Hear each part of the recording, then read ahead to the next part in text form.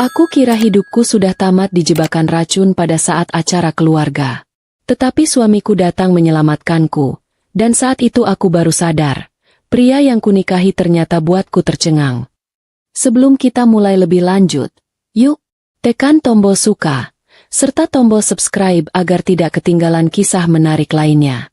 Dan jangan lupa absen asal kota Bapak Ibu di kolom komentar. Semoga rezeki kita semua dilancarkan, kesehatan kita diberkahi, dan keluarga kita selalu harmonis dalam lindungannya. Amin. Sore itu berjalan seperti sore-sore biasa di kota senja merah. Kota yang kubayangkan akan memberiku kedamaian, tetapi nyatanya seringkali terasa terlalu dingin. Udara di luar jendela kamar kami membawa aroma unik percampuran asap pabrik yang jauh dan dinginnya angin pegunungan, menciptakan suasana yang indah sekaligus suram. Aku duduk di meja makan, tanganku sibuk melipat sisa pakaian kering, mencoba menyeimbangkan kewajibanku sebagai ibu rumah tangga dengan lamunanku tentang sebuah kehidupan yang lebih utuh. Pikiranku terbagi antara tawarnya Zahra, putri kami satu-satunya yang berumur 5 tahun, dan keheningan jam dinding yang terasa lebih keras dari biasanya. Zahra asyik menyusun menara balok kayu di atas karpet yang sudah agak kusam. Balok-balok itu adalah warisan dari masa kanak-kanak Faris, suamiku, dan aku menyayanginya karena nilai sejarahnya, bukan karena harganya yang mahal. Sejak menikah 6 tahun lalu, aku telah belajar menghargai kesederhanaan, sebuah nilai yang ternyata sangat bertolak belakang dengan keluarga besar Faris yang lain. Jam sudah menunjukkan pukul 5 sore, waktu di mana seharusnya Faris sudah dalam perjalanan pulang. Faris adalah seorang auditor keuangan di Satya Dharma Group, perusahaan yang didirikan oleh almarhum ayahnya, Pak Haris. Aku bangga pada dedikasinya. Dia adalah pria yang pekerja keras, bertanggung jawab, dan selalu mengutamakan pekerjaannya. Namun, kebanggaan itu seringkali datang bersama rasa sepi. 15 menit yang lalu, ponselku berdering, dan itu adalah panggilan dari Faris. Aku ingat betul nada suaranya yang terdengar sangat lelah, nyaris putus asa, sebuah nada yang sudah terpatri di ingatanku selama bertahun-tahun pernikahan kami. Sayang, maaf sekali, kata Faris di seberang sana. Audit kuartal ini benar-benar kacau. Ada temuan besar, dan aku harus menyelesaikannya malam ini juga. Klien besar bisa lepas kalau laporannya tidak selesai besok pagi. Aku menghela napas panjang, mencoba menyembunyikan kekecewaanku. Tentu saja aku kecewa. Aku sudah merencanakan makan malam sederhana yang kuharap bisa sedikit memanjakan Faris. Tumis kangkung kesukaannya. Masakan sederhana adalah caraku menunjukkan cinta, dan malam itu, rencanaku hancur berantakan karena tumpukan kertas laporan yang tak berujung. Aku harus segera menyesuaikan diri. Tidak apa-apa, Mas. Jawabku, berusaha terdengar mendukung, meskipun hatiku terasa berat. Selesaikan saja pekerjaanmu. Jangan lupa makan malam. Aku tahu, ini bukan salahnya. Faris adalah pria jujur yang berjuang keras. Pasti, sayang, kamu dan Zahra jangan menunggu. Langsung tidur saja ya. Aku cinta kamu, katanya sebelum menutup telepon. Kata-kata cinta itu terasa hangat, tetapi tidak cukup untuk menghalau dinginnya kenyataan bahwa dia tidak ada di sini. Kini aku menatap Zahra yang berteriak girang karena menara baloknya berhasil berdiri tegak menjulang. Mama, lihat! Tinggi sekali, seru Zahra. Aku tersenyum tulus. Wah, hebat sekali, Nak. Nanti kita tunjukkan ke ayah, ya? Wajah Zahra langsung berbinar, tetapi senyumnya sedikit memudar saat aku menjelaskan bahwa ayah akan pulang sangat larut. Ayah pulangnya malam sekali. Sayang, ayah banyak pekerjaan di kantor. Zahra tidur dulu. Besok pagi baru ketemu ayah. Zahra cemberut. Tetapi hanya sedetik, sebelum kembali asyik dengan dunianya. Aku kembali melipat pakaian, mencoba menyibukkan diri agar tidak terus memikirkan makan malamku yang gagal. Aku membayangkan Faris sedang duduk membungkuk di depan laptop, dikelilingi tumpukan kertas laporan. Aku bangga pada kejujurannya. Setidaknya, pikirku, pekerjaan Faris itu halal dan damai, membuat kami hidup tenang. Jauh dari intrik yang seringkali menyelimuti keluarga besar Raihan, kakak kandung Faris. Di tengah lamunanku, Telepon rumah berdering. Suaranya nyaring, memecah keheningan sore itu. Zahra sampai terlonjak kaget. Aku mengernyit. Siapa yang menelepon ke telepon rumah? Semua kerabat biasanya menghubungi ponselku, dan aku jarang memberikan nomor telepon rumah kepada siapapun. Dengan sedikit rasa penasaran, aku bangkit dan mengangkat gagang telepon. Halo, Assalamualaikum. Sapaku. Waalaikumsalam. Aisyah, apa kabar, sayang? Suara itu, aku langsung mengenalinya. Itu suara Rima, istri Raihan. Nada suaranya terdengar tidak biasa, terlalu ceria, terlalu antusias, dan ada kesan dibuat-buat.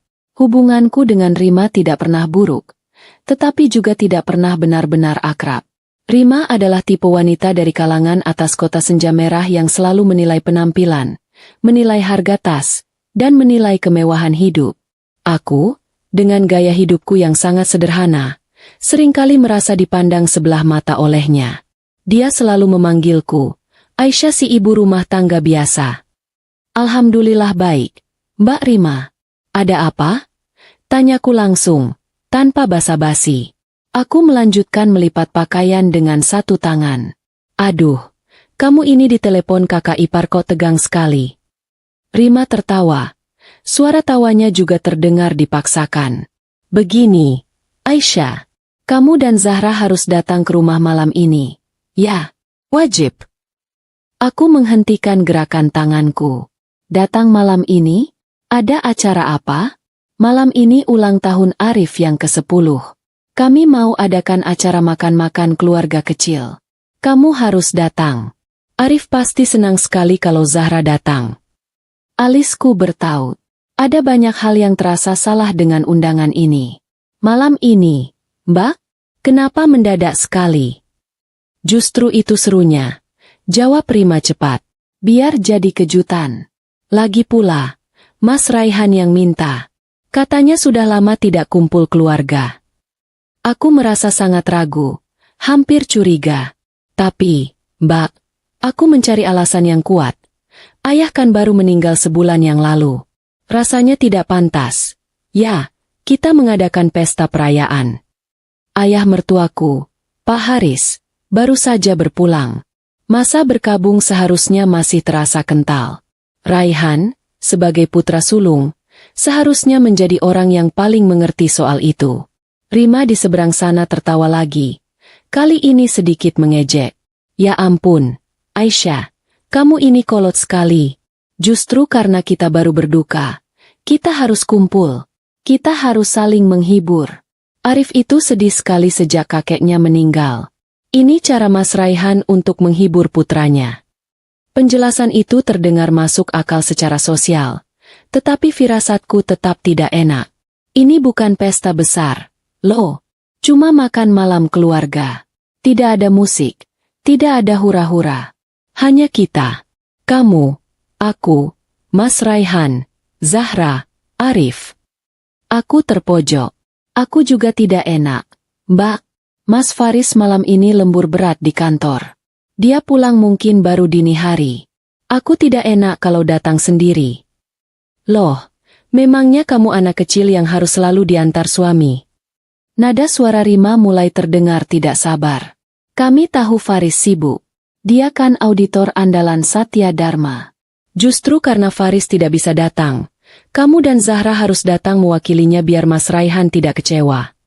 Rima mulai menggunakan nama ayah mertua dan Raihan untuk memanipulasi. Dia itu kangen sekali sama Zahra. Tadi dia bilang, tolong ajak Aisyah dan Zahra, Rim, biar rumah ini ramai sedikit. Biar kita tidak sedih terus teringat ayah.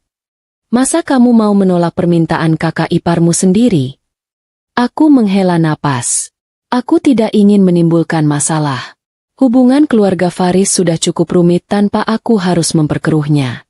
Mungkin aku saja yang terlalu banyak berpikir.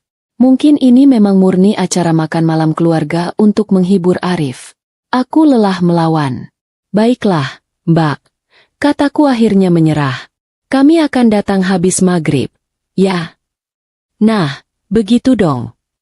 Suara Rima langsung kembali ceria. seolah kemenangan kecil ini sangat berarti baginya. Dandan yang cantik. Ya, ditunggu. Assalamualaikum. Aku menutup telepon. Aku berdiri mematung sejenak. Firasatku masih berbisik bahwa ada sesuatu yang tidak beres. Tetapi logikaku berkata aku hanya paranoid. Mungkin dia cuma mau pamer tas baru. Aku mencoba menemukan humor di tengah kegelisahan. Ayo, Zahra, kita mandi. Kita siap-siap ke rumah Om Raihan, kataku, berusaha terdengar antusias. Zahra yang tidak tahu apa-apa bersorak girang. Asyik. Ketemu Kak Arif. Ada kue ulang tahun. MA. Pasti ada, sayang. Jawabku sambil tersenyum tipis. Aku segera memandikan Zahra dan memakaikannya gaun terbaik yang dimilikinya.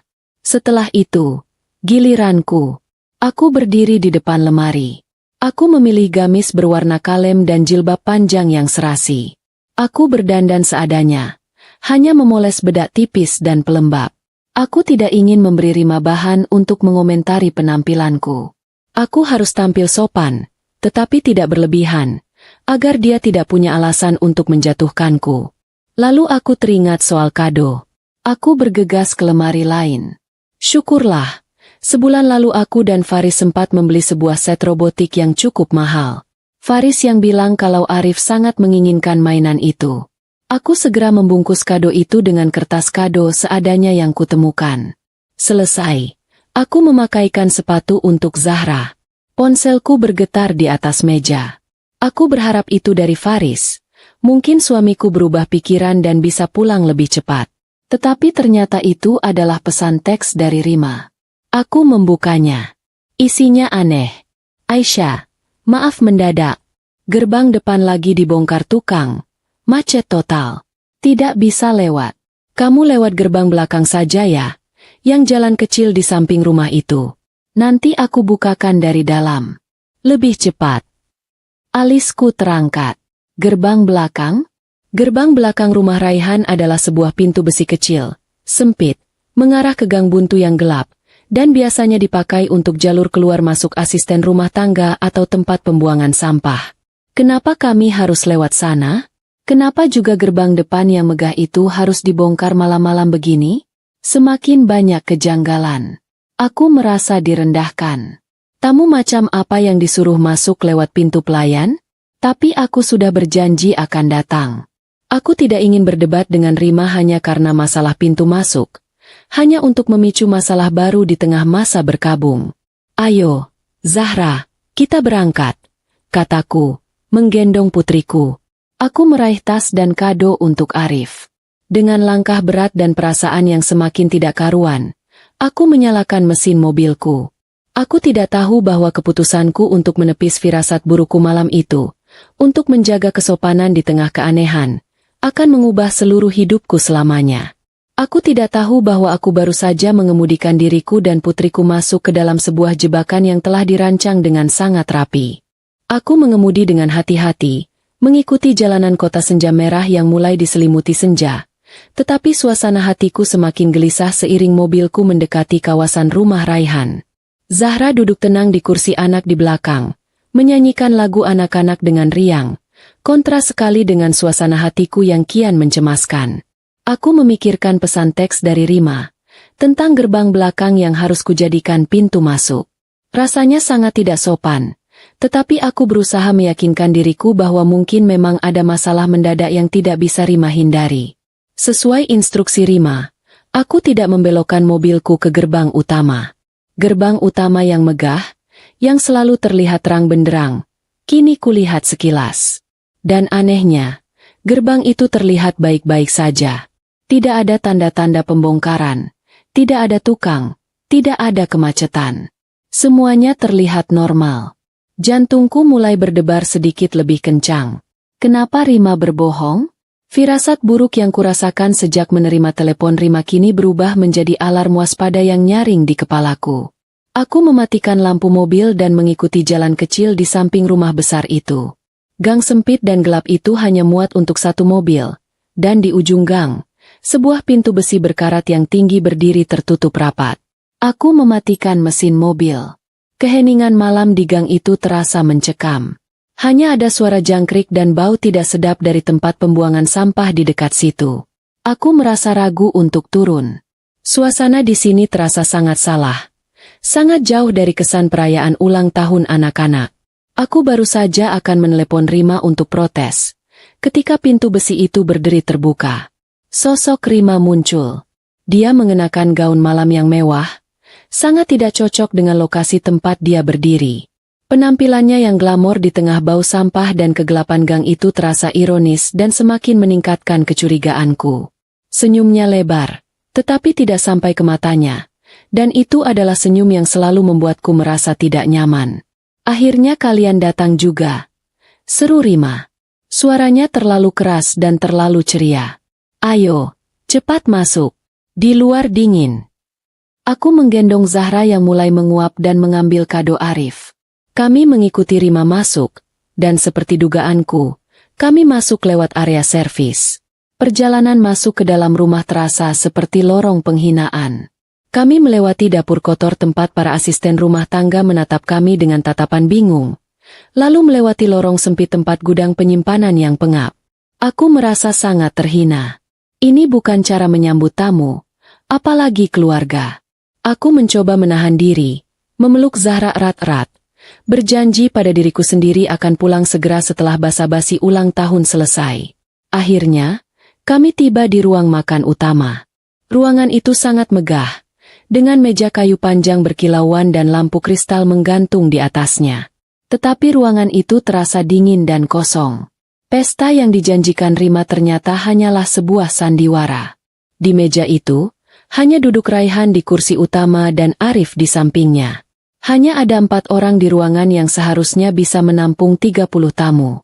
Aisyah, Zahra, selamat datang, kata Raihan. Suaranya datar, tanpa kehangatan yang tulus. Dia bangkit dari kursinya, tetapi tidak beranjak menghampiri. Dia hanya mengangguk kaku. Halo, Om Raihan, sapa Zahra malu-malu. Arif, si anak yang berulang tahun, bahkan tidak mengangkat kepalanya. Dia sibuk bermain dengan gawai mahal di tangannya. Dia hanya bergumam, "Oh, hai," tanpa menoleh. "Selamat ulang tahunnya, Arif. Ini tante bawa kado," kataku, meletakkan kado besar itu di meja. Arif meliriknya sekilas lalu kembali fokus pada permainannya. Sikapnya yang acuh tak acuh membuatku semakin yakin bahwa ini semua adalah sandiwara yang dipaksakan. Ini bukan pesta ulang tahun. Ini adalah pertemuan formal yang dingin dan aneh. Sudah, duduk. Aisyah, duduk di situ, kata Rima, menunjuk kursi di seberang Raihan. Aku duduk. Suasana luar biasa canggung. Para asisten rumah tangga mulai menyajikan makanan. Makanannya mewah. Jauh dari kesan makan malam keluarga sederhana yang dijanjikan Rima. Ada bistik, udang panggang, dan berbagai hidangan mahal lainnya. Aku merasa tidak nyaman dengan kemewahan yang tidak kupahami ini. Raihan memecah keheningan yang mencekam itu. Jadi, bagaimana pekerjaan Faris? Tanyanya, sambil memotong bistiknya. Ada nada yang terlalu santai, terlalu kasual, yang membuatku curiga. Baik, Mas, tapi sedang sibuk sekali. Jawabku sopan. Ada audit besar di kantornya. Audit, ya. Gumam Raihan. Ada nada aneh dalam suaranya. Seolah dia tidak hanya bertanya tentang pekerjaan Faris, melainkan tentang sesuatu yang lebih pribadi, lebih rahasia. Dia memang pekerja keras. Terlalu keras. Mungkin sampai lupa keluarga. Aku merasa tersinggung. Raihan selalu meremehkan Faris, meskipun Faris adalah satu-satunya yang benar-benar menjaga perusahaan ayah. Mas Faris bekerja keras juga untuk keluarga. Mas, balasku, sedikit membela diri. Tentu saja, sela Rima cepat, seolah menyadari perubahan nada bicara suaminya. Sudah, jangan bicara pekerjaan. Malam ini kita merayakan Arif. Rima bertepuk tangan. Mencoba mengembalikan suasana palsu itu. Waktunya minum. Ini, Mbak buatkan spesial untuk kalian. Seru Rima. Dia bangkit dan mengambil nampan dari tangan asisten rumah tangga. Di atas nampan itu ada 3 gelas yang berisi cairan berwarna merah muda, dihiasi irisan buah ceri. Ini jus mix beri campur leci, kata Rima. Dia meletakkan 1 gelas di depan Zahra, dan 1 lagi di depanku. Kalian harus coba. Ini resep rahasia keluarga. Sangat segar. Saat gelas itu diletakkan di depanku, alarm di kepalaku berbunyi sangat kencang, nyaris memekakan telinga. Firasat burukku kembali. Kini datang bersamaan dengan kebohongan Rima soal gerbang depan dan tatapan dingin Raihan. Jus spesial yang disajikan terpisah, hanya untuk kami berdua, terasa sangat salah. Aku melihat Raihan, yang kini menatapku dengan mata yang terasa menusuk. Zahra, yang haus, langsung meraih gelas itu. Mau, Mama. Aku menahannya. Tunggu, sayang. Aku menatap Rima. Maaf, Mbak Rima. Zahra baru saja minum obat alergi sore tadi. Dia alergi debu. Kata dokter dia tidak boleh minum yang aneh-aneh dulu. Takutnya ada reaksi. Air putih saja, boleh? Senyum di wajah Rima membeku sepersekian detik. Matanya menyipit. Obat alergi? Alergi apa? Sejak kapan Zahra alergi? Nadanya terdengar menuduh, penuh kecurigaan. Sudah lama, Mbak, tapi baru sore ini kambuh lagi, kataku tegas, tetapi tetap sopan. Aku tidak mau mengambil risiko. Wajah Rima terlihat jelas sekali kesal. Dia seperti orang yang rencananya digagalkan. Kalau kamu, Aisyah, kamu kan tidak alergi. Rima mendorong gelas jus yang 1 lagi ke arahku. Aku menatap gelas itu. Warnanya sedikit keruh. Aku juga air putih saja, Mbak. Tiba-tiba tenggorokanku terasa kering sekali. Mungkin karena cuaca. Kekesalan Rima tidak bisa ditutupi lagi. Kalian ini merepotkan sekali. Ya, sudah susah-susah dibuatkan, katanya ketus. Dia memanggil asisten rumah tangga dan menyuruhnya membawakan air putih, sambil membanting nampan jus itu ke meja dapur. Raihan memperhatikan semua itu dalam diam. Wajahnya tetap datar, tetapi matanya menatapku dengan tajam, seolah sedang membaca pikiranku. Makan malam berlanjut dalam keheningan yang mencekam. Aku hanya berani memakan sedikit nasi putih dan sepotong ayam goreng yang kuambil sendiri, makanan yang juga dimakan oleh Raihan dan Arif. Aku melarang Zahra menyentuh makanan lain selain yang ada di piringku. Akhirnya, Rima keluar lagi, membawa kue tart besar dengan lilin angka 10. Waktunya potong kue, serunya, kembali memaksakan senyum. Setelah Arif meniup lilin dengan malas-malasan, Rima segera memotong kue itu. Nah, potongan pertama tentu saja untuk tamu spesial kita, Zahra. Rima menyodorkan piring berisi sepotong besar kue coklat ke arah Zahra. Zahra sudah mengantuk. Dia menggeleng. Tidak mau. Zahra sudah kenyang. Mau pulang. Loh, kok tidak mau? Ini enak sekali, sayang. Bujuk Rima. Dia sudah mengantuk, Mbak. Kataku cepat. Merasa ini adalah kesempatanku untuk kabur. Maaf sekali, Mbak Rima, Mas Raihan. Sepertinya kami harus pulang sekarang. Zahra sudah tidak bisa menahan kantuknya. Wajah Raihan dan Rima mengeras. Mereka saling berpandangan. Aku tahu, aku harus segera pergi dari rumah itu. Tepat saat aku berdiri dan mengangkat Zahra ke gendonganku, ponsel di dalam tasku bergetar hebat. Bukan getaran pesan singkat, tetapi panggilan masuk. Aku melirik ke arah Raihan dan Rima, meminta izin. Sebentar, Mas Faris menelepon. Aku sedikit menjauh dari meja, berbalik membelakangi mereka. Aku menekan tombol hijau. Halo, Mas? Kenapa? Kamu sudah selesai? Di mana kamu, sayang? Aku terlonjak kaget. Itu suara Faris, tetapi bukan Faris yang tenang. Suamiku sedang berteriak. Terdengar suara angin kencang dan gemuruh mesin di latar belakang. Dia seperti sedang berlari atau berada di dalam mobil yang melaju kencang. Mas, kamu kenapa? Aku di rumah Mas Raihan, merayakan ulang tahun Arif. Ada apa? Keluar dari sana. Faris menjerit. Suaranya penuh kepanikan yang belum pernah kudengar seumur hidupku. Keluar! Bawa anak kita pergi sekarang juga. Jangan makan apapun. Jangan minum apapun yang mereka berikan. Sudah tidak ada waktu. Lari! Nanti ku jelaskan. Cepat! Sambungan telepon terputus. Seluruh darah di tubuhku terasa membeku. Kakiku lemas. Aku menatap ponsel di tanganku. Lalu, perlahan, sangat perlahan, aku berbalik badan. Raihan dan Rima kini sudah berdiri. Mereka tidak lagi berpura-pura.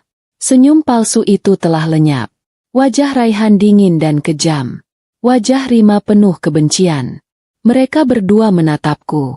Bukan lagi tatapan keluarga, tetapi tatapan predator yang melihat mangsanya lolos. Aku menelan ludah, memeluk Zahra yang tertidur di bahuku erat-erat. Aku baru saja menyadari satu hal. Ini bukan pesta ulang tahun. Ini adalah jebakan. Dan aku baru saja nyaris lolos dari maut. Seluruh darah di tubuhku terasa membeku. Napas panik Faris di telepon masih terngiang di telingaku. Aku memeluk Zahra yang tertidur erat-erat di bahuku. Kakiku seolah terpaku di lantai ruang makan yang dingin. Di seberang meja yang panjang dan berkilauan, Raihan dan Rima berdiri. Topeng kesopanan mereka telah lenyap, digantikan oleh ekspresi dingin dan kejam. Aku tahu aku harus bertindak, tetapi otakku dipenuhi kabut ketakutan murni. Aku berusaha mengarang kebohongan, apapun yang bisa membawaku keluar dari pintu itu. Mas Faris menelepon. Kataku, suaraku bergetar hebat. Katanya Zahra harus segera ke rumah sakit. Auditnya dibatalkan. Dia menunggu di depan. Kami harus pergi. Rima tertawa kecil. Suara tawa yang kering dan tidak menyenangkan. Rumah sakit? Kebohongan apa lagi? Aisyah? Tadi katanya Zahra alergi. Sekarang tiba-tiba harus ke rumah sakit. Rima melangkah maju, menghalangi jalan. Dia tidak bohong. Balasku. Naluri keibuan memberiku keberanian. Zahra demam tinggi. Badannya panas sekali. Minggir. Aku mulai berjalan cepat, memutari meja menuju lorong sempit tempat aku masuk tadi. Aku tidak punya waktu untuk berdebat. Duduk, Aisyah. Perintah Raihan. Suaranya tenang, tetapi penuh ancaman. Dia tidak berteriak, tetapi nada rendah itu membuat bulu kuduku berdiri. Pestanya belum selesai. Kue ulang tahunnya bahkan belum kau cicipi. Aku bersikeras. Sudah sampai di pintu masuk lorong yang gelap. Kami mau pulang. Aku bilang duduk. Raihan bergerak. Tubuhnya yang besar melangkah cepat. Langsung menghalangi lorong sempit itu. Dia seperti tembok yang tiba-tiba muncul. Aku mencoba mendorongnya. Tetapi Raihan tidak bergeser sedikit pun. Wajah Rima kini berdiri di samping suaminya. Wajahnya yang dulu cantik berubah menjadi topeng kebencian yang nyata. Kamu tidak akan kemana-mana, desis Rima. Kamu pikir kamu pintar, ya? Menolak minuman, menolak kue? Kamu sudah tahu, bukan? Aku tidak tahu apa-apa, jeritku panik. Aku melirik ke belakang, ke arah dapur. Para asisten rumah tangga yang tadi sibuk sudah tidak ada. Mereka telah disuruh pergi. Hanya ada kami berempat di ruangan yang sangat besar itu. Zahra mulai menggeliat dalam gendonganku, terganggu oleh suara teriakanku. Mama, ayah kenapa? Bisik Zahra. Tidak apa-apa, sayang. Bisikku kembali. Melihat Zahra mulai terbangun, aku mengambil satu-satunya kesempatan yang kupunya. Dengan sisa tenaga yang ada, aku berteriak sekuat-kuatnya. Tolong! Kebakaran! Aku tidak lagi mencoba mendorong Raihan. Aku berbalik. Berlari ke arah lain. Aku berlari menuju pintu kaca besar di ruang makan yang mengarah ke taman belakang. Terkunci. Tentu saja terkunci. Sialan. Aku berbalik lagi. Raihan sudah sangat dekat. Aku tidak punya pilihan. Aku berlari kembali ke lorong sempit tempat aku masuk tadi. Lorong menuju dapur kotor dan pintu belakang. Raihan mengejarku di belakang. Aisyah, berhenti. Jangan bodoh. Teriaknya. Aku berlari sekuat tenaga. Tas tangan yang berisi kunci mobilku terlempar entah kemana. Tetapi aku tidak peduli. Yang penting adalah Zahra. Aku melewati dapur kotor, membanting pintu, dan kini berada di lorong sempit yang gelap menuju gerbang belakang. Aku bisa mendengar langkah kaki Raihan yang berat di belakangku. Kamu tidak bisa lari, Aisyah. Aku sampai di pintu besi yang sempit itu. Aku mendorongnya. Terkunci dari luar. Tentu saja, mereka menjebakku. Aku berbalik. Tubuhku gemetar hebat. Aku terpojok di gang buntu yang gelap. Raihan berjalan pelan ke arahku. Sosoknya yang besar menutupi cahaya remang-remang dari rumah. Sudah selesai mainnya? Tanya Raihan. Aku memeluk Zahra. Memundurkan langkahku hingga punggungku menabrak pintu besi yang dingin. Apa maumu, Mas? Kenapa kalian melakukan ini? Kamu terlalu banyak bertanya, kata Raihan. Dan suamimu? Dia terlalu banyak mencampuri urusan orang. Raihan mengulurkan tangannya. Berikan Zahra padaku. Biar ini cepat selesai. Tidak. Jangan sentuh anakku.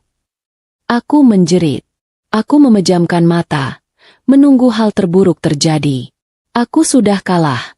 Tiba-tiba, aku mendengar suara berdebam keras. Bukan itu suara tendangan. Pintu besi di belakang punggungku ditendang seseorang dari luar. Sekali, dua kali, brak. Pintu itu terlempar terbuka, membentur punggungku hingga aku terdorong maju beberapa langkah. Di ambang pintu berdiri sesosok pria. Dalam kegelapan gang, aku nyaris tidak mengenalinya. Pria itu mengenakan jaket hitam legam yang kaku, celana kargo, dan sepatu bot. Wajahnya tegang, dingin, dan penuh amarah yang menakutkan. Itu Faris.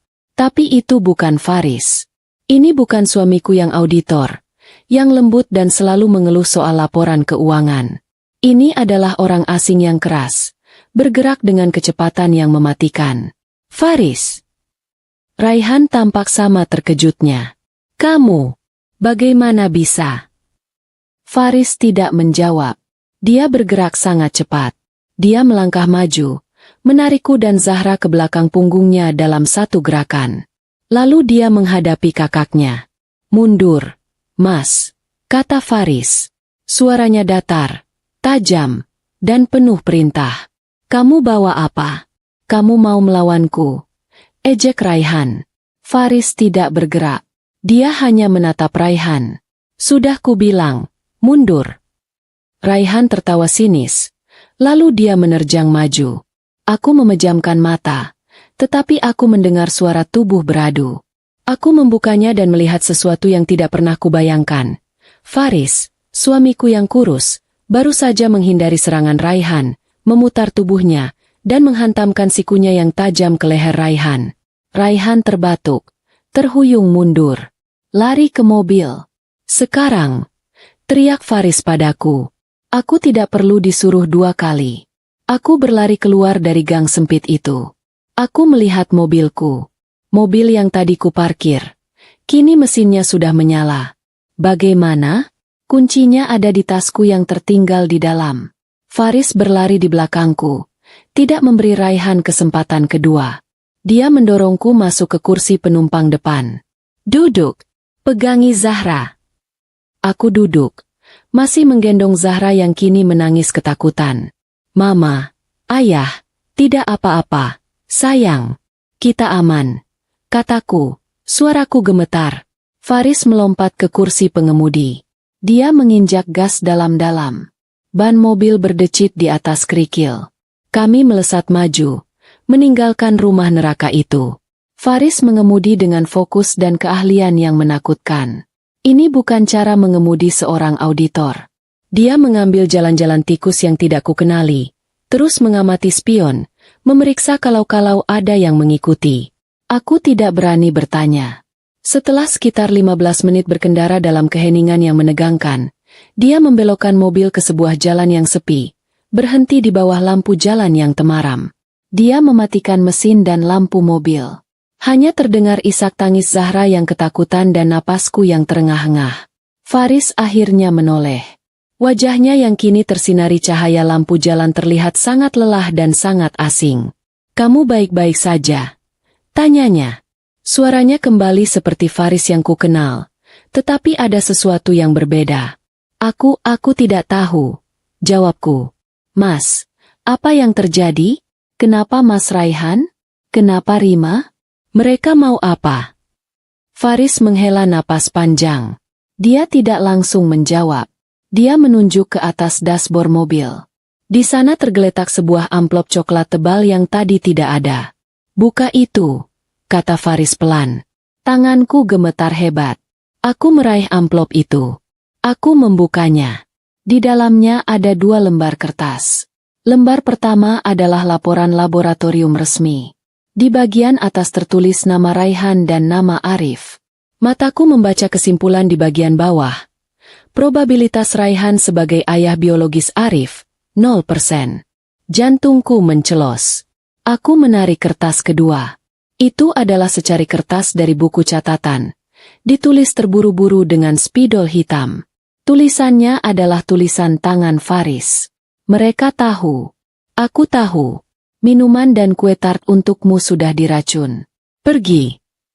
Aku menutup mulutku, menahan jeritan. Jadi benar. Jus spesial itu. Potongan kue pertama itu. Semuanya diracun. Jika saja aku tidak berbohong soal alergi Zahra. Perutku terasa mual membayangkannya. Aku menatap Faris. Rasa takut dan kemarahan bercampur aduk. Kamu yang menaruh ini?" tanyaku. "Kapan? Bagaimana kamu bisa masuk mobilku?" "Aku tidak pernah di kantor, Aisyah," kata Faris pelan. "Tidak ada audit." Aku menatap suamiku, kebingungan. "Lalu kamu di mana? Kamu bohong padaku." Faris menatap lurus ke mataku. Penyesalan terlihat jelas di wajahnya. "Maafkan aku, sayang. Aku telah membohongimu sejak lama. Sejak kita bertemu." Faris merogoh saku dalam jaket hitamnya. Dia mengeluarkan sebuah dompet kulit hitam yang kaku. Dia membukanya. Dia tidak mengeluarkan KTP atau kartu bank. Dia mengeluarkan sebuah lencana emas bergambar lambang kepolisian dan sebuah kartu identitas resmi. "Namaku Faris," katanya tegas.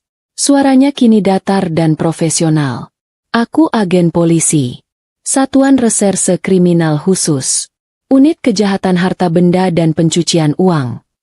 Dunia Aisyah serasa runtuh. Pria yang kunikahi. Pria yang kukira seorang auditor biasa yang kutu buku. Pria yang mengeluh soal tumpukan kertas. Semuanya bohong. Dunia Aisyah serasa runtuh. Pecah berkeping-keping di bawah lampu jalan yang temaram. Pria yang kunikahi, pria yang kucintai, pria yang kukira seorang akuntan biasa yang lembut dan terkadang mengeluh soal tumpukan kertas. Ternyata dia adalah seorang agen polisi, yang hidup dalam kebohongan yang rapi selama 6 tahun terakhir. Aku menatap lencana emas di tangannya, lalu menatap wajah Faris. Rasa takut, kemarahan, dan kelegaan bercampur aduk menjadi satu kesatuan emosi yang memusingkan. "Pekerjaan sebagai auditor itu adalah samaran," lanjut Faris, suaranya tenang, profesional, dan asing. "Aku sudah menyelidiki Mas Raihan dan perusahaannya selama lebih dari 5 tahun. Malam ini, mereka baru saja mengubah penyelidikan ini dari kejahatan kerah putih menjadi percobaan pembunuhan." Faris menatapku.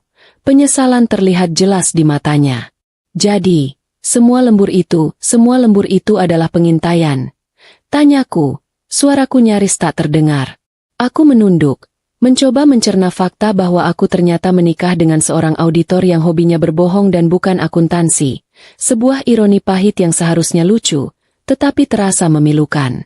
"Kamu bohong padaku, Faris." "Aku tahu, dan aku minta maaf, sayang," kata Faris. Nada suaranya lembut, kembali seperti Faris yang kukenal, tetapi ada keraguan di sana. "Tapi aku tidak punya pilihan. Jika Raihan tahu siapa aku sebenarnya, kalian berdua akan menjadi sasaran sejak hari pertama." Sasaran. Kata itu berputar di kepalaku, menghubungkan titik-titik antara wasiat, Raihan, dan malam ini. Kami tidak bisa pulang. Rumah kami sudah tidak aman. Raihan tahu di mana kami tinggal. Faris membelokkan mobil ke sebuah area apartemen kelas menengah yang terlihat biasa saja. Dia memarkir mobil di rubanah yang sepi, lalu membawa Zahra yang masih terguncang menuju lift. Aku hanya diam, memeluk Zahra erat-erat, pikiranku kosong, hanya mengikuti suamiku yang kini terasa seperti orang lain. Kami masuk ke sebuah unit apartemen di lantai 10. Unit itu bersih, tetapi terasa dingin dan tidak berpenghuni. Perabotannya standar dan minimalis. Tidak ada foto, tidak ada hiasan dinding. Ini rumah aman polisi, kata Faris, seolah bisa membaca pikiranku. Tidak ada yang tahu tempat ini selain timku dan Komandan Rahmat. Kalian akan aman di sini. Faris mengambil Zahra dariku. Biar aku tidurkan dia. Zahra yang kelelahan karena menangis sudah setengah tertidur. Faris membawanya ke satu-satunya kamar tidur di unit itu. Aku duduk di sofa ruang tamu yang kaku, menatap tanganku yang masih gemetar. Di atas meja kopi, tergeletak kertas hasil tes DNA dan surat peringatan racun itu. Semuanya terasa nyata dan mengerikan. Beberapa menit kemudian, Faris keluar dari kamar. Dia menutup pintu pelan-pelan. Zahra sudah tidur. Dia aman.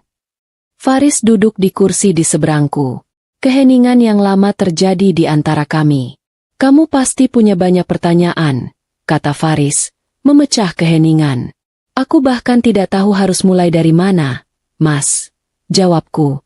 Suamiku. Semuanya bohong. Jadi semua ini, bukan hanya karena aku menolak minuman itu. Ini sudah direncanakan dari awal. Sayang, kata Faris, getir. Dia mengangguk pelan. Awalnya, ya, itu pemicunya. Warisan. Faris mulai menjelaskan, bercerita dengan runtut. Suaranya tenang seolah sedang memberikan laporan resmi. Dia bercerita tentang wasiat ayah mereka.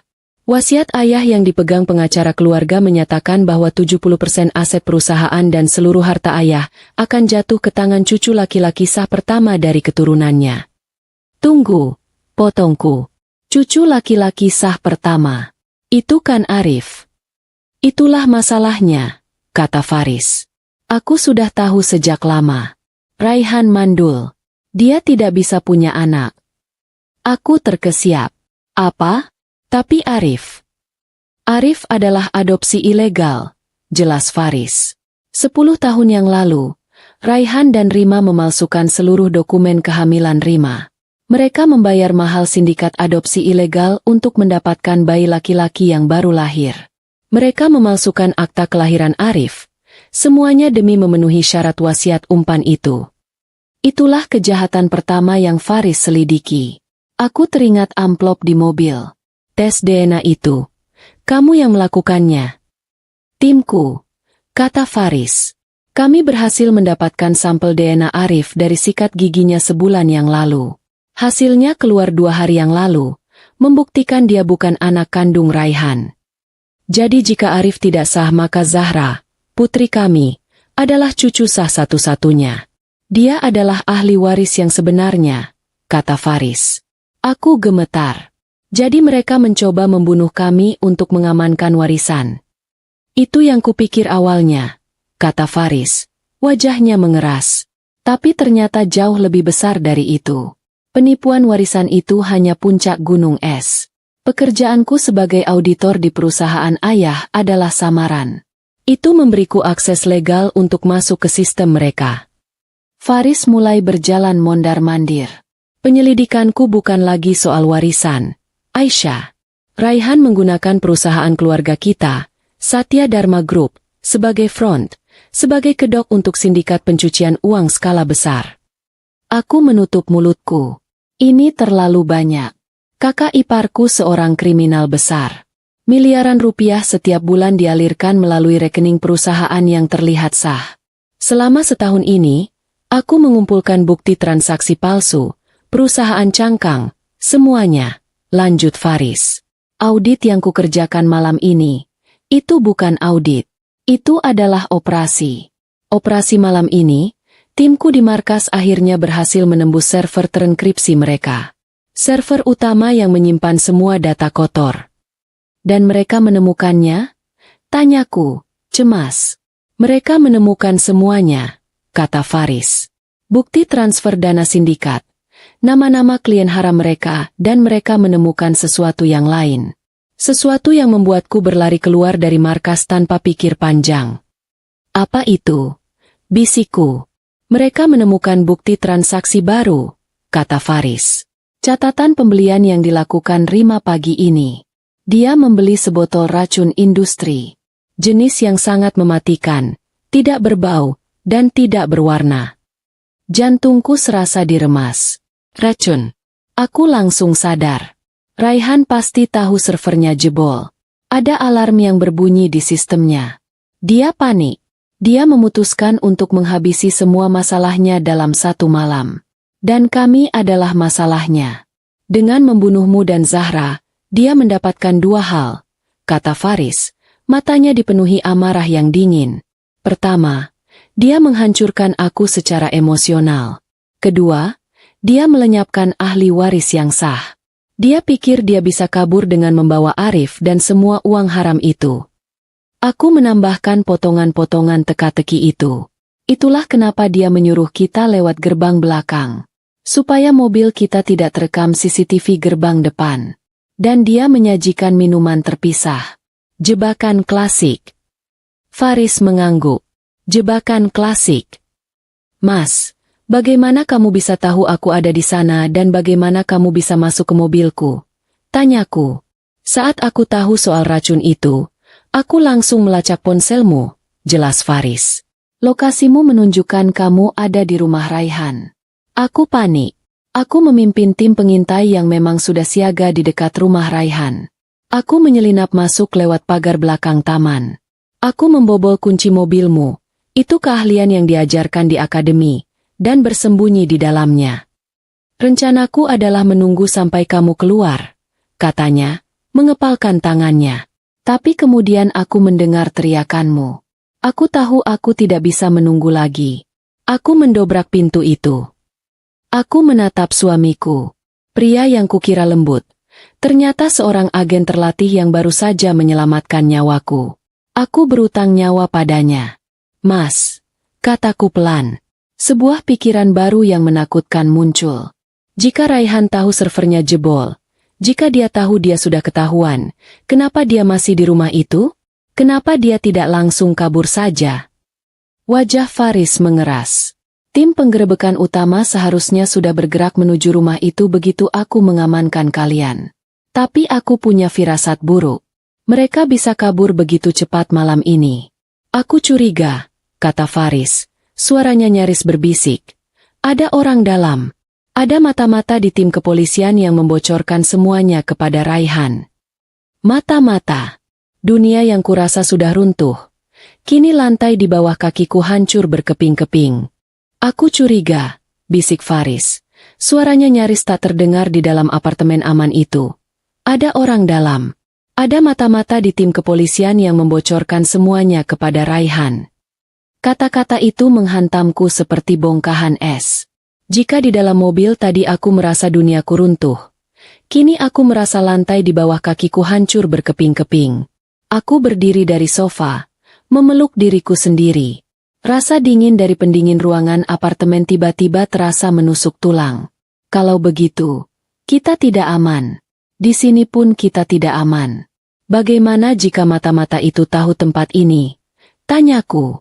Rasa takut itu kembali. Kini jauh lebih mengerikan karena musuhnya bukan hanya Raihan, tetapi juga sistem yang seharusnya melindungi kami. Tenang, sayang. Faris berbalik. Wajahnya yang tegang melembut sedikit melihat ketakutan di mataku. Dia berjalan mendekat, berlutut di depanku, dan memegang kedua tanganku yang sedingin es. Tempat ini aman. Aku bersumpah. Ini adalah unit putih. Unit ini tidak terdaftar dalam inventaris resmi kepolisian. Hanya aku dan komandanku, Komandan Rahmat, yang tahu lokasi persisnya. Faris berdiri. Energi gugupnya kembali. Dia mulai berjalan mondar-mandir di ruangan sempit itu. Jemarinya terkepal. Dia meraih ponsel khusus miliknya yang diletakkannya di meja. Ponsel itu bergetar pelan. Notifikasi pesan aman. Wajah Faris semakin mengeras saat membacanya. Laporan pertama dari tim Bravo, katanya, rahangnya menegang. Sesuai dugaanku, rumah itu kosong. Raihan, Rima, dan Arif lenyap, seolah ditelan bumi. Mereka membawa Arif. Raihan tidak meninggalkannya, karena Arif, anak adopsi ilegal itu, masih merupakan perisai dan alat klaim warisan di mata publik. Ponsel itu bergetar lagi. Kali ini panggilan masuk. Faris mengangkatnya, menyalakan speaker agar aku bisa ikut mendengar. Faris, ini Rahmat. Suara Komandan Rahmat terdengar berat dan lelah. Bukan hanya itu. Tim Bravo sudah selesai menyisir lokasi. Ada perkembangan. Mereka bukan hanya kabur, mereka menghancurkan semuanya. Maksudmu? Tanyaku. Ruang kerja Raihan, tempat server utamanya berada, hangus terbakar, lapor Rahmat. Bukan kebakaran besar. Itu adalah kebakaran yang sangat presisi dan profesional. Tim investigasi menduga mereka menggunakan semacam alat pembakar kimia yang terhubung ke server sebagai jebakan darurat.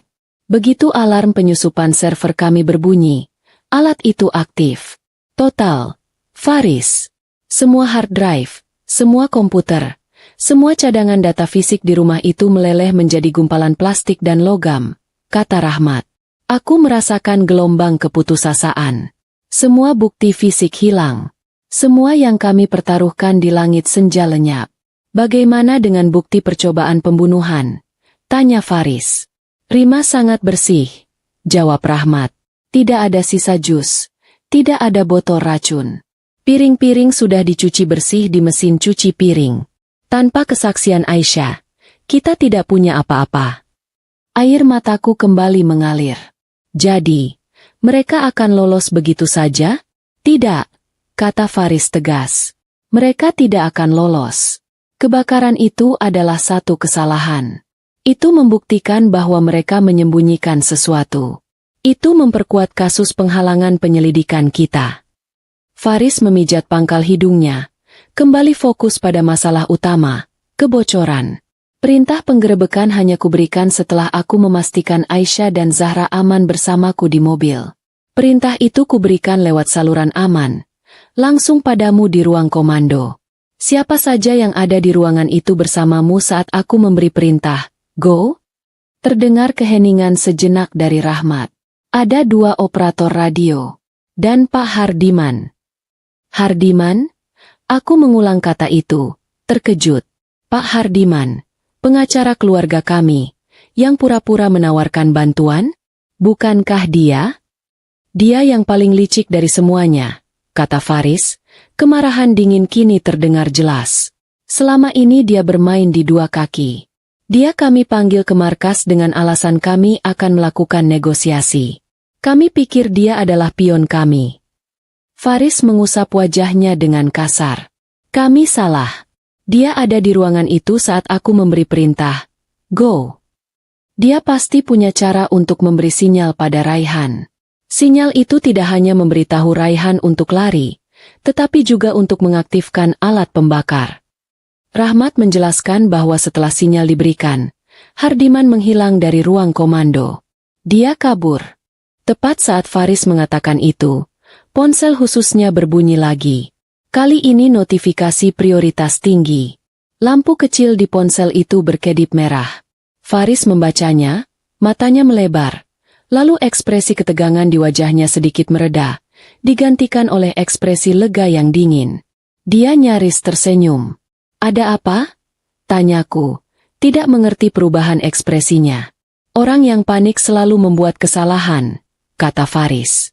Dan Hardiman baru saja membuat kesalahan terbesarnya. Dia tertangkap. Hardiman tidak kabur lewat jalan tikus. Dia terlalu sombong.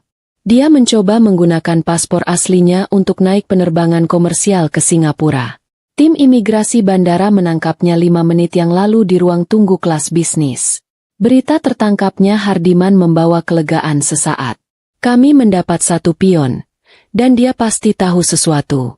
Faris segera menghubungi Rahmat lagi. Aku butuh interogasi mendesak.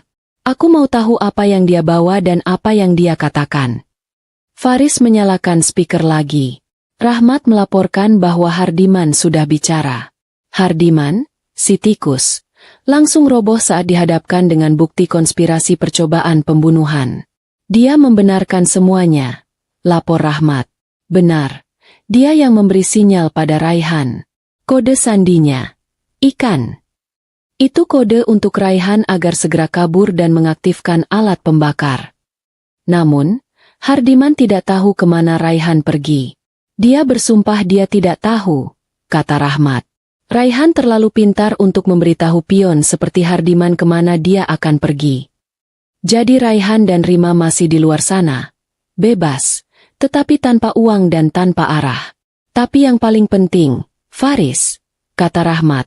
Suaranya kembali bersemangat. Hardiman baru saja mengatakan sesuatu yang lain. Ini soal wasiat. Aku dan Faris saling berpandangan. Hardiman mengonfirmasi 100% bahwa wasiat cucu laki-laki yang beredar itu palsu. Tapi ada sesuatu yang Raihan tidak tahu, bahwa Hardiman mengetahuinya. Ayah kalian, kata Rahmat. Almarhum ayahmu, Faris. Dia tidak bodoh. Dia tahu putranya Raihan serakah. Dia tahu Hardiman licik. Jadi dia memainkan permainannya sendiri. Rahmat melanjutkan. Suaranya kini terdengar bersemangat. Hardiman mengaku bahwa ayahmu memanggilnya 6 bulan sebelum meninggal. Ayahmu bilang dia mau merevisi wasiatnya. Tapi dia tidak melakukannya lewat Hardiman. Dia hanya memberitahu Hardiman satu hal. Semua dokumen palsumu tidak akan ada gunanya, Hardiman. Karena aku sudah menyimpan wasiat yang asli. Jantungku berdebar kencang. Wasiat asli di mana? Tanya Faris cepat. Di Safe Deposit Box, SDB, pribadi di bank lama milik keluarga. Jawab Rahmat. Hardiman tidak tahu apa isi pastinya.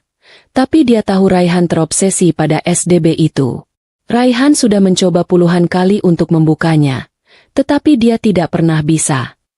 Kenapa? Tanyaku. Tidak bisa menahan diri.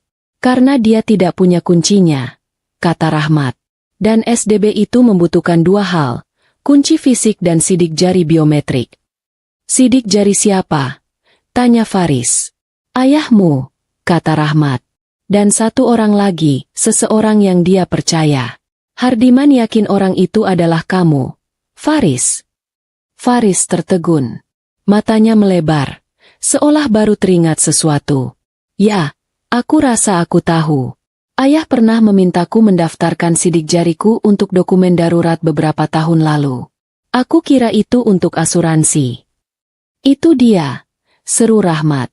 Raihan tidak tahu soal ini. Dia hanya mencari kunci. Dia tidak tahu dia juga butuh sidik jarimu.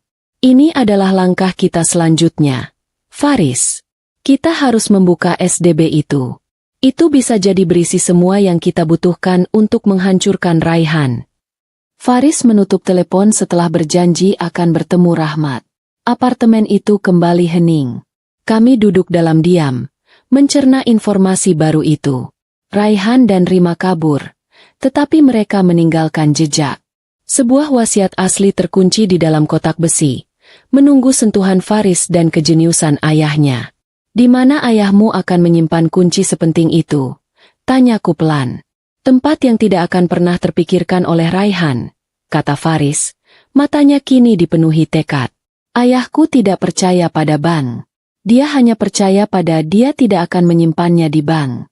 Dia tidak akan menyimpannya di brankas rumah. Raihan pasti sudah membongkarnya. Faris berdiri, berjalan ke arah kamar tidur, mengecek Zahra sebentar. Dia kembali ke ruang tamu. Dia menatapku. Mas, aku tahu di mana kuncinya, kata Faris. Tatapannya terfokus ke suatu titik di masa lalu. Suaranya penuh keyakinan. Aku menatapnya, mendesak, menanyakan di mana gerangan tempat yang tidak akan pernah terpikirkan oleh Raihan itu. Di ruang kerja ayah, kata Faris, setelah hening sejenak. Ruangan yang disegel oleh polisi sebagai bagian dari penyelidikan warisan. Ruangan yang bahkan Raihan tidak berani masuk secara ilegal karena takut merusak rantai bukti hukum. Tapi di mana? Di dalam ruangan yang penuh buku dan dokumen itu? Faris berjalan ke tengah ruangan kosong, pikirannya bekerja keras, memutar kembali kenangan masa kecilnya. Dia memikirkan ayahnya, seorang pria yang pendiam, adil, tetapi juga sangat teliti.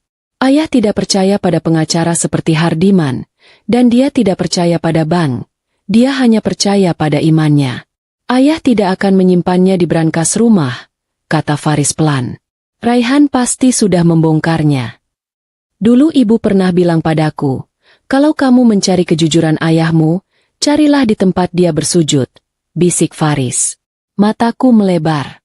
Di sana, di balik keagungan dan kesucian, tersembunyi rahasia sekuler yang bisa menyelamatkan kami.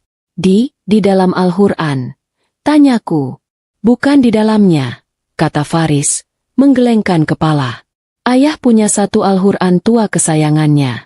Dia membacanya setiap subuh. Sampulnya sudah lapuk. Dan di balik sampul kulit yang tebal itu, aku yakin ayah membuat kompartemen rahasia kecil. Faris menatapku dengan tatapan yang kini ku kenali. Bukan tatapan auditor yang lelah, tetapi tatapan seorang agen yang sedang menjalankan misi. Dia meraih jaketnya lagi. Kita tidak bisa hanya duduk di sini. Raihan mungkin kabur, tapi dia akan mencari kunci itu. Kita harus mendapatkannya lebih dulu. Mas, jangan. Aku langsung panik. Itu terlalu berbahaya. Bagaimana jika Raihan kembali? Sayang, dengar. Faris memegang bahuku. Kalian tetap di sini. Tempat ini aman. Aku akan membawa tim. Ini bukan lagi operasi rahasia. Ini adalah pengambilan barang bukti. Dia menatapku, memberikan seluruh keyakinannya. Aku akan kembali. Dan saat aku kembali, kita akan mengakhiri ini. Waktu terasa berjalan begitu lambat di dalam apartemen aman itu. Setelah Faris pergi, keheningan di unit apartemen itu terasa memekakan telinga. Aku tidak bisa tidur. Setiap suara kecil membuatku terlonjak. Suara denting lift di lorong, suara pintu tetangga yang tertutup. Semua itu membuatku paranoid. Aku duduk di sofa yang kaku, memeluk lututku, dan mencoba untuk berdoa.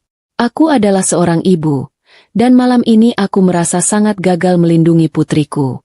Aku telah membawa Zahra ke rumah predator. Jika bukan karena Faris, jika bukan karena penolakan instingku terhadap jus dan kue itu, aku tidak berani melanjutkan pikiran itu. Pikiranku kembali berputar. Suamiku yang kian asing, Faris sang auditor, Faris sang agen. Anehnya, aku tidak merasa marah atas kebohongannya. Aku merasa takut akan bahaya yang kini mengelilingi kami, tetapi juga takut karena aku sadar bahwa aku tidak sepenuhnya mengenal pria yang telah tidur di sampingku selama 6 tahun terakhir.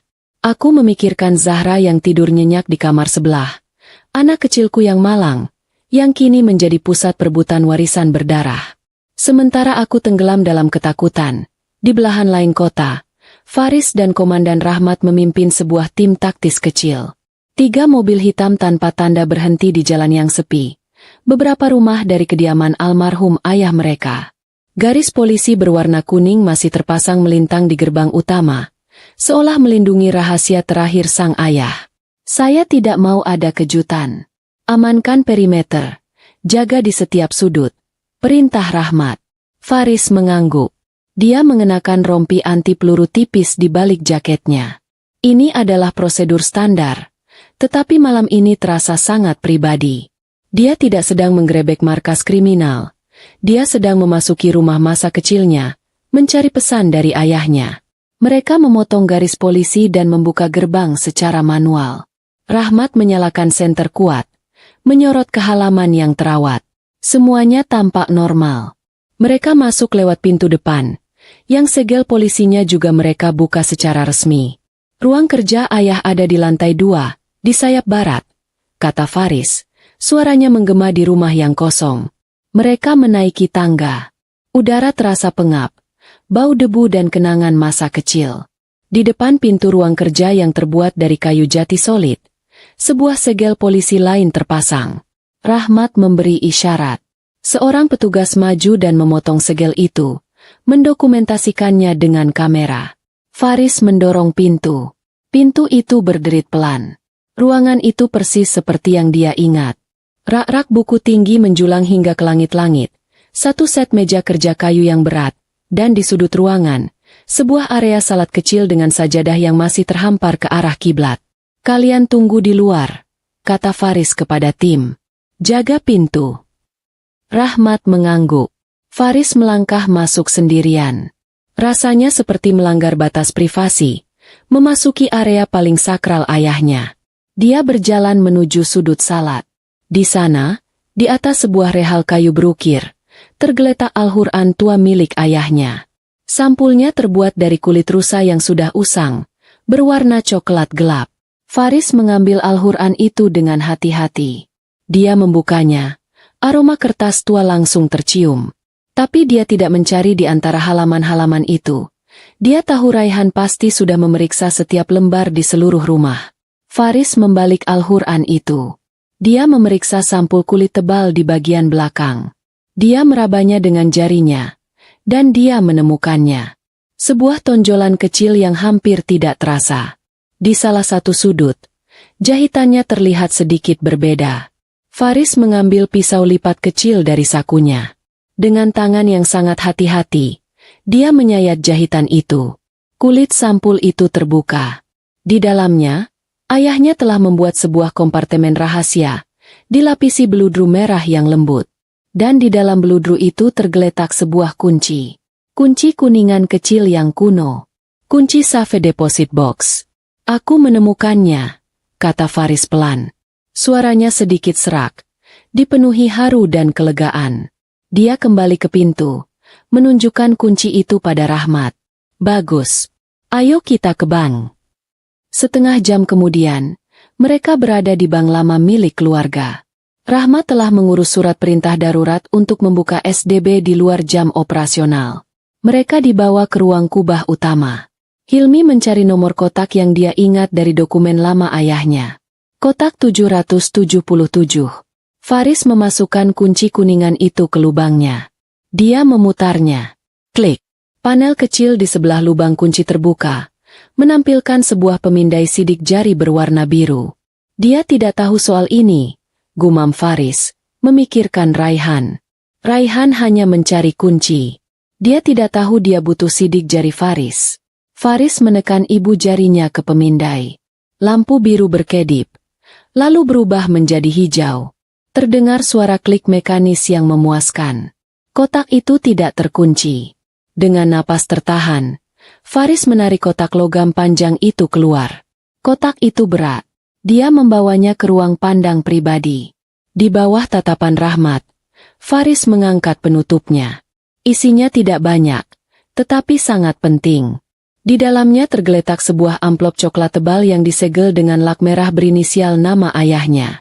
Di samping amplop itu, tergeletak sebuah benda modern yang terlihat sangat tidak pada tempatnya di antara dokumen-dokumen tua. Sebuah USB drive berwarna hitam polos.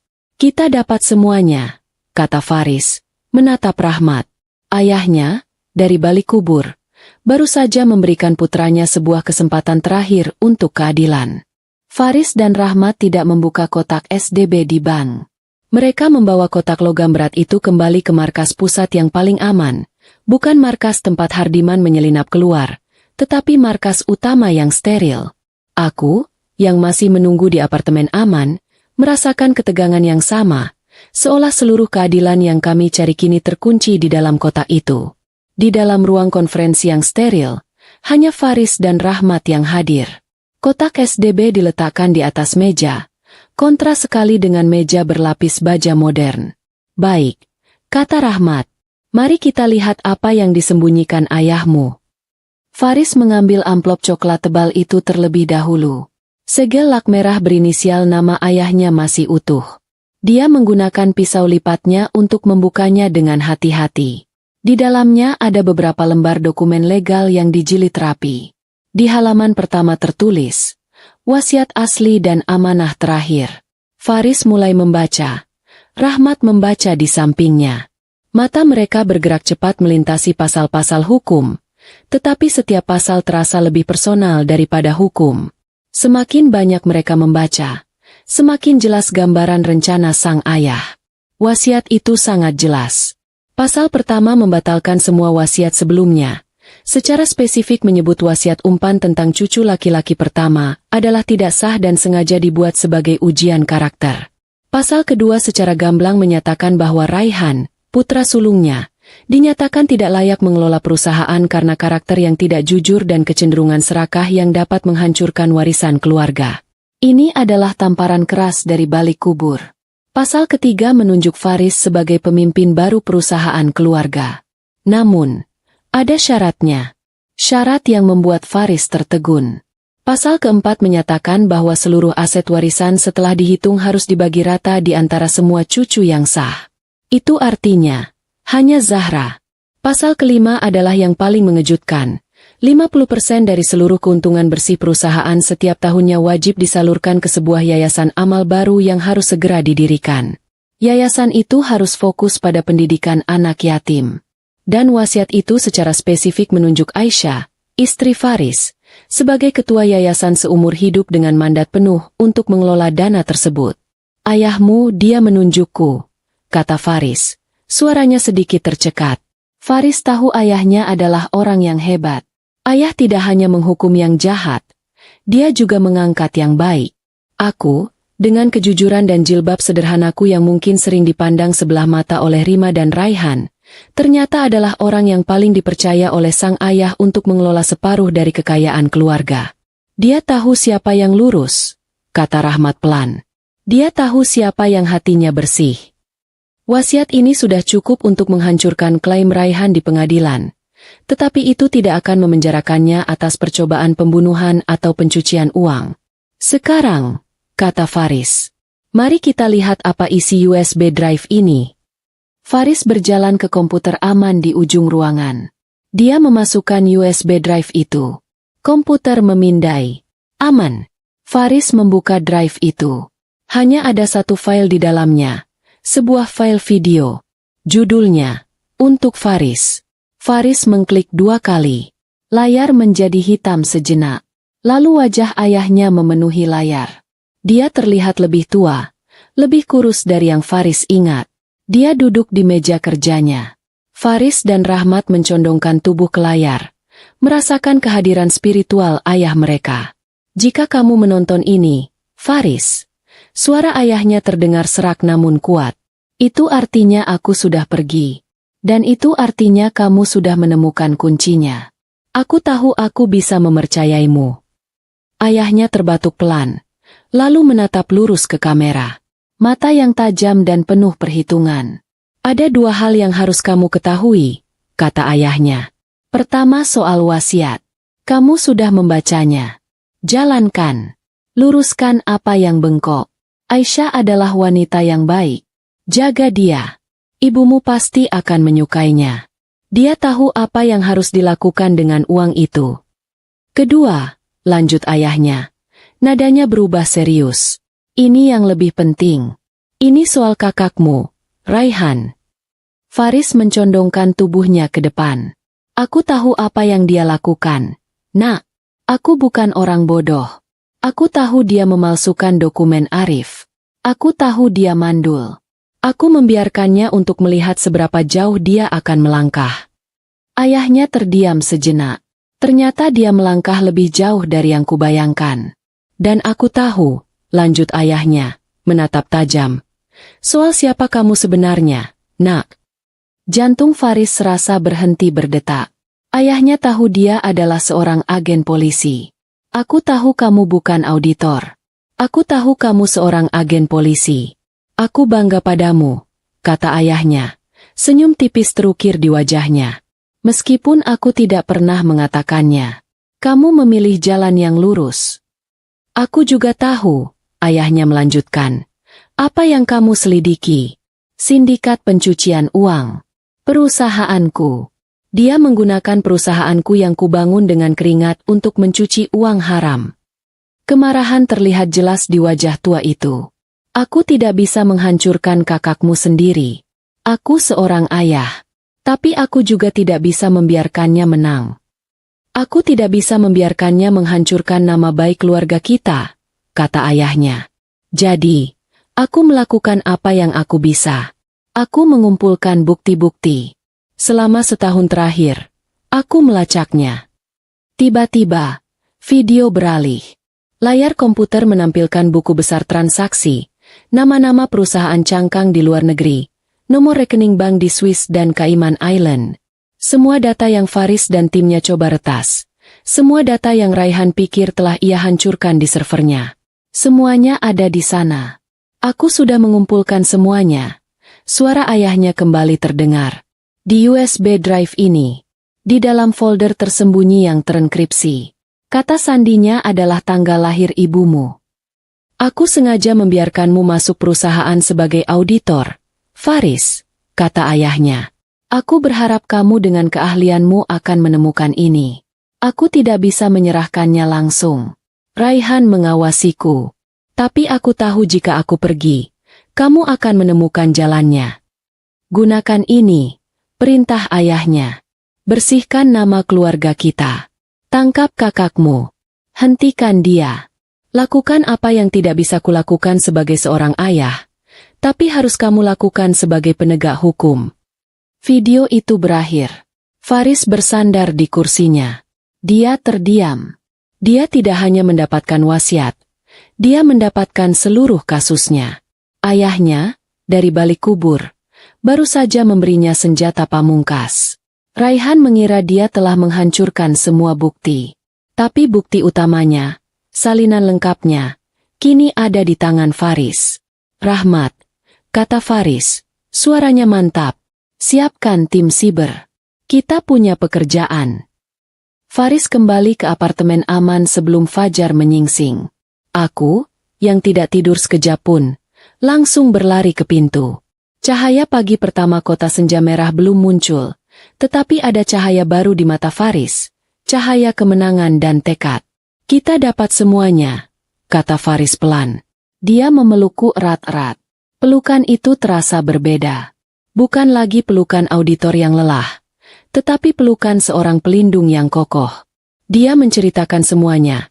Kunci di dalam Al-Quran, wasiat asli di SDB, dan yang paling penting, USB drive berisi video dan semua data kejahatan lengkap Raihan. Ayah, dia menunjukku. Kataku, suaraku tercekat. Faris menjelaskan isi wasiat tentang yayasan amal. Dia mempercayaimu. Dia tahu siapa yang lurus, kata Faris, tersenyum kecil. Aku terperangah. Aku, yang selalu merasa inferior di hadapan keluarga Faris, ternyata adalah orang yang paling dipercaya oleh mendiang ayah mertuaku. Ini memberiku kekuatan baru. Tujuan yang melampaui rasa takut. Hari-hari berikutnya terasa seperti di dalam sangkar. Kami harus tetap bersembunyi di unit apartemen itu. Zahra mulai bosan, tetapi Faris dengan sabar menghiburnya. Sementara itu, dunia di luar kami bergejolak. Dengan data dari USB drive ayah, Faris dan Komandan Rahmat bergerak cepat. Mereka tidak lagi hanya mengandalkan data parsial dari server yang terbakar. Mereka memiliki salinan utuhnya. Dalam 72 jam, belasan rekening bank di luar negeri yang terhubung dengan Raihan dibekukan. Perusahaan-perusahaan cangkangnya ditandai oleh otoritas internasional. Seluruh aset haram yang Raihan kumpulkan selama bertahun-tahun yang dia siapkan untuk pelariannya kini tidak bisa dia sentuh. Raihan dan Rima kini terdampar. Mereka mungkin berhasil kabur dari rumah, tetapi mereka kabur tanpa uang sepeser pun. Mereka menjadi buronan yang miskin. Dan orang miskin yang putus asa akan melakukan tindakan nekat. Tepat di hari kelima, sebuah ponsel sekali pakai yang ditinggalkan Faris di meja berdering pelan. Itu adalah ponsel baru yang dia siapkan, yang nomornya sengaja dia bocorkan ke salah satu informan yang dia tahu akan berkhianat. Itu adalah umpan. Faris memberi isyarat agar aku diam. Dia mengangkat telepon. Halo, Dick. Sapa sebuah suara. Suara itu serak, lelah, dan penuh kebencian. Itu suara Raihan. Mas, jawab Faris. Suaranya tenang dan dingin. Kamu pikir kamu menang, ya? Desah Raihan. Kamu bekukan semuanya. Cerdik. Ayah pasti bangga padamu. Ini sudah berakhir, Mas. Menyerahlah. Bawa Rima dan Arif. Aku jamin keselamatan kalian. Terdengar suara tawa histeris di seberang sana. Itu suara Rima. Keselamatan? Kamu mau menipu kami lagi? Kamu mengambil semuanya. Diam, bentak Raihan. Aku tidak peduli. Kamu sudah menghancurkan hidupku. Sekarang kamu akan melakukan apa yang aku perintahkan, atau anak ini mati. Jantungku serasa berhenti. Arif, jangan libatkan Arif. Dia tidak tahu apa-apa, kata Faris. Nada suaranya berubah tajam. Justru karena dia tidak tahu apa-apa, teriak Raihan. Dia masih mengira aku ayahnya. Dengar baik-baik. Faris, kamu bawa semua dokumen wasiat itu. Yang asli, yang palsu, aku tidak peduli. Dan kamu bawa paspor palsu untuk kami bertiga. Kamu polisi, kamu pasti bisa mendapatkannya. Bawa ke pabrik tua ayah di pelabuhan, perintah Raihan. Kapan? Malam ini. Saat bulan purnama. Romantis, kan? Ejek Raihan. Datang sendiri. Kalau aku lihat satu saja bayangan polisi, anak ini akan merasakan dinginnya pisauku. Mengerti? Aku mengerti, kata Faris. Sambungan terputus. Faris menatapku. Dia menelan umpannya. Pabrik tua, tempat yang dikira Raihan dia kuasai. Tapi tempat itu adalah kotak. Satu pintu masuk, satu pintu keluar. Faris tahu, Raihan baru saja memilih lokasi penangkapannya sendiri. Malam itu, pabrik tua yang telah lama ditinggalkan itu terasa hidup. Faris mengenakan rompi anti peluru tipis di balik jaketnya. Dia memelukku erat-erat. Aku akan kembali. Dan saat aku kembali, kita akan membangun cahaya keluarga yang dijanjikan ayah. Waktu berlalu dalam keheningan yang menyiksa di apartemen aman. Aku duduk di sofa, memeluk Zahra yang sudah tertidur pulas. Aku tahu, Faris sedang berada di pelabuhan kota senja merah, berhadapan dengan Raihan, berhadapan dengan masa lalunya. Aku tidak bisa hanya diam. Aku harus menjadi kekuatan yang dipercaya ayah mertuaku. Aku harus menunggu. Dan saat Faris kembali, aku harus siap untuk memimpin yayasan yang akan mengubah kekayaan beracun menjadi harapan yang nyata. Pikiranku kembali pada wasiat ayah. Ayah tidak hanya mewariskan uang. Dia mewariskan sebuah misi. Misi untuk memulihkan nama baik keluarga. Misi itu kini berada di pundakku. Aku akan memastikan, tidak ada lagi anak lain seperti Zahra atau Arif yang harus menjadi korban keserakahan yang terbungkus kebohongan. Aku akan memastikan, wasiat ayah terwujud sempurna. Waktu terasa berjalan begitu lambat di dalam apartemen aman itu. Setiap detik berdering seperti lonceng kematian. Aku tidak bisa tidur. Setelah Faris pergi, keheningan di unit apartemen itu terasa memekakan telinga. Aku duduk di sofa yang kaku, memeluk lututku, dan mencoba untuk fokus pada doaku. Aku adalah seorang ibu, dan malam ini, aku harus menjadi kekuatan yang paling besar bagi Faris. Aku memikirkan Zahra yang tidur di kamar sebelah, dan Arif, yang berada di pelukan para predator. Pria yang kukira lembut ternyata adalah seorang agen terlatih, yang kini mempertaruhkan segalanya untuk sebuah keadilan yang dirancang oleh ayahnya. Aku tahu, aku tidak bisa marah lagi padanya. Kebohongan yang ia lakukan adalah sebuah perisai, dan perisai itu telah menyelamatkan kami. Sementara aku menunggu dalam ketakutan, di pelabuhan kota senja merah, Faris berjalan sendirian melintasi gerbang pabrik tua yang berkarat. Pabrik itu telah lama ditinggalkan, dan kini menjadi saksi bisu dari akhir sebuah keserakahan. Di kejauhan, di gedung-gedung seberang, tim penembak jitu Komandan Rahmat sudah mengambil posisi. Puluhan petugas tanpa seragam mengepung area itu dalam radius yang aman. Faris mengenakan rompi anti peluru tipis di balik jaketnya. Di telinganya terpasang alat komunikasi nirkabel yang nyaris tak terlihat. Di tangannya, dia membawa sebuah tas koper yang kosong. Aku di dalam, bisiknya. Kami memantaumu. Visual bersih. Jawab suara Rahmat di telinganya. Pabrik itu gelap gulita. Hanya cahaya bulan purnama yang menembus jendela-jendela pecah di langit-langit. Bau karat dan oli basi menusuk hidung. Mas Raihan, panggil Faris ke dalam kegelapan. Ke tengah. balas suara Raihan dari lantai atas. Suaranya serak dan lelah, tetapi penuh perintah. Letakkan kopernya dan tendang kemari. Faris berjalan ke bawah sorotan cahaya bulan di tengah pabrik. Dia meletakkan koper itu. Aku sudah membawanya. Wasiat asli dan palsu. Sekarang lepaskan Arif. Kamu pikir aku bodoh? Dari balik bayangan di lantai 2, Raihan muncul. Dia tidak sendirian. Dia menyeret Arif, yang matanya ditutup kain. Di sisi lain, Rima muncul. Penampilannya liar, rambutnya acak-acakan, pakaiannya kotor. Dia bukan lagi wanita sosialita yang angkuh. Dia tampak seperti binatang yang terluka. Wajahnya penuh kebencian. Di mana paspornya? Desak Rima. Tidak ada paspor, kata Faris. Suaranya tenang. Permainanmu sudah selesai. Rima, kamu bohong. Kamu menjebak kita. Mas, bunuh dia. Rima menjerit. Raihan mengabaikan istrinya. Dia menatap Faris. Kamu datang untuk menangkapku. Adikku sendiri. Kamu mencoba membunuh istri dan anakku, balas Faris dingin. Keluarga sudah berakhir malam itu.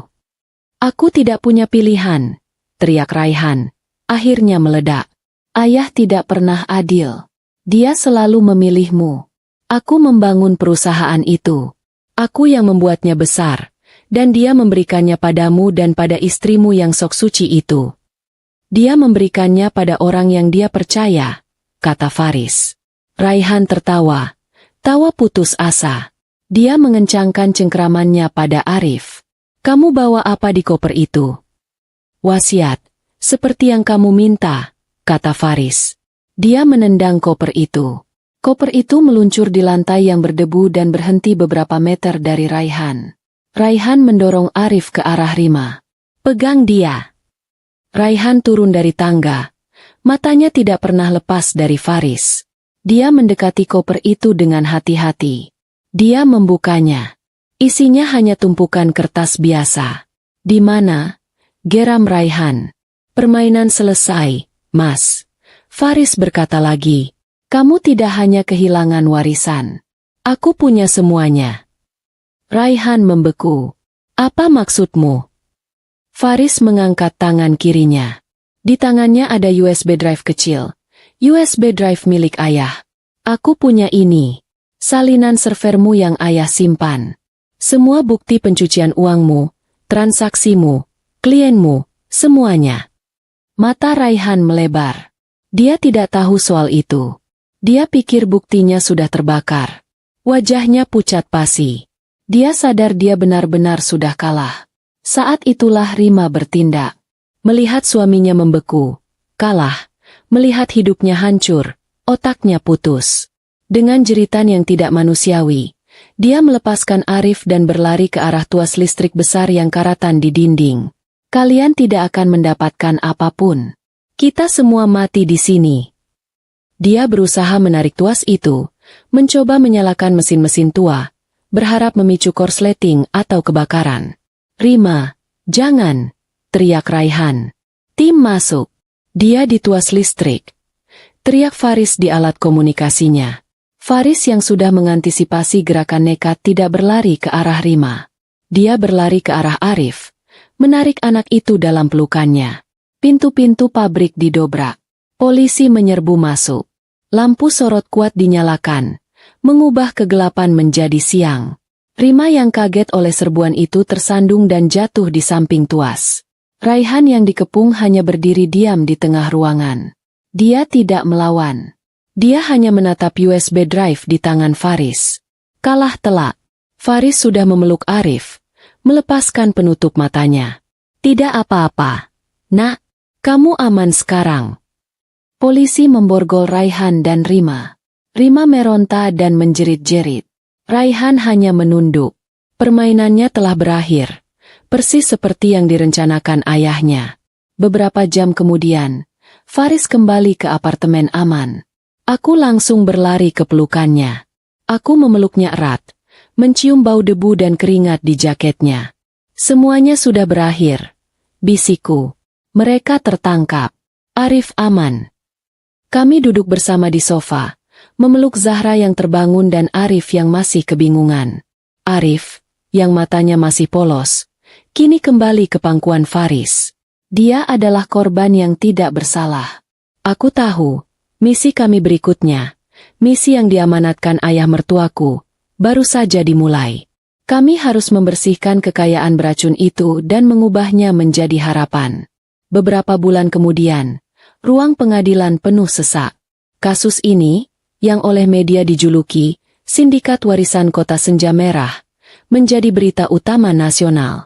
Aku duduk di barisan depan di belakang Faris, memegang erat tangannya. Jilbabku yang rapi dan pakaianku yang sederhana membuatnya tampak tenang di tengah keramaian. Persidangan itu sendiri berjalan cepat, didorong oleh bukti yang tak terbantahkan yang ditinggalkan oleh ayah Faris. Pak Hardiman, sang pengacara berduri, memilih untuk bekerja sama sepenuhnya demi hukuman yang lebih ringan.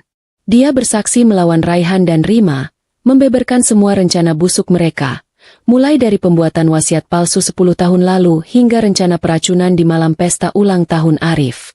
Lalu, USB drive milik ayah Faris diputar. Seluruh ruang sidang terdiam menyaksikan bagaimana sindikat pencucian uang itu bekerja. Transaksi miliaran rupiah, nama-nama klien besar, semuanya terpampang jelas. Faris, berdiri di mimbar saksi, tidak hanya bersaksi sebagai suami korban, tetapi sebagai agen penegak hukum yang berdedikasi, menjelaskan setiap rincian kejahatan itu dengan tenang dan profesional. Aku juga dipanggil ke mimbar. Dengan suara yang tenang, tetapi tegas, aku menceritakan kejadian malam itu. Aku menceritakan tentang undangan mendadak, kebohongan soal gerbang belakang, jus spesial yang kutolak, dan teror di mataku saat Raihan menghalangiku pergi. Aku menceritakan kebenaran emosional di balik fakta-fakta keras itu. Di kursi terdakwa, Raihan hanya menatap kosong ke depan. Dia telah kehilangan segalanya. Berat badannya turun drastis, dan wajahnya yang dulu angkuh kini kuyu dan tua. Rima di sisi lain adalah gambaran kekacauan. Dia terus bergumam sendiri, dan saat aku menyebut namanya, dia melompat. "Bohong! Kamu pelacur! Kamu mencuri semuanya dari kami!" teriaknya sebelum penjaga berhasil membungkamnya. Setelah itu, vonis pun dijatuhkan. Pak Hardiman, atas kerjasamanya, divonis 20 tahun penjara. Sementara Raihan dan Rima dinyatakan bersalah atas semua tuduhan, konspirasi, penipuan, pemalsuan dokumen, pencucian uang, dan percobaan pembunuhan berencana terhadapku dan Zahra. Hakim tidak menunjukkan belas kasihan. Keduanya divonis penjara seumur hidup tanpa kemungkinan pembebasan bersyarat. Saat vonis dibacakan, Raihan menutup matanya. Tetapi Rima tertawa. Tawa melengking yang mengerikan. Tawa orang yang sudah kehilangan akal sehatnya. Dia tertawa sambil diseret keluar dari ruang sidang. Karma telah datang. Wasiat asli ayah Faris segera disahkan oleh pengadilan. Wasiat umpan dinyatakan batal demi hukum. Faris secara resmi ditunjuk sebagai kepala perusahaan. Namun, langkah pertamanya adalah menjual perusahaan itu. "Uang ini sudah terlalu kotor," katanya padaku.